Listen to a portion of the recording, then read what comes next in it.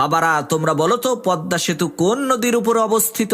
শিক্ষকের এই কথা শুনে ক্লাসের সমস্ত শিক্ষার্থীরা এক বাক্যে উত্তর দিল, স্যার, পদ্মা সেতু পদ্মা নদীর উপরে অবস্থিত। তখন সেই স্যার রাগান্বিত হয়ে বলল, বেয়াদব, মুখ সামলে কথা বলো। পদ্মা সেতু যে পদ্মা নদীর উপরে, এই রকমের উদ্ভট ভিত্তিহীন দলিল ছাড়া বাজে কথা তোমাদেরকে কে শিখিয়েছে? তখন ছাত্রছাত্রীরা বলল, স্যার, পদ্মা সেতু তো পদ্মা নদীর উপরেই অবস্থিত, সেটাই তো আমরা জানি। তখন স্যার বলল, চুপ করো সবাই, পদ্মা সেতু হচ্ছে শীতলক্ষ্যা নদীর উপরে অবস্থিত। শিক্ষকের এই কথা শোনার পর সমস্ত শিক্ষার্থীরা বাড়িতে যে তাদের মা বাবার কাছে বিচার দিল, কেমন স্কুলে আমাদেরকে তোমরা ভর্তি করেছো?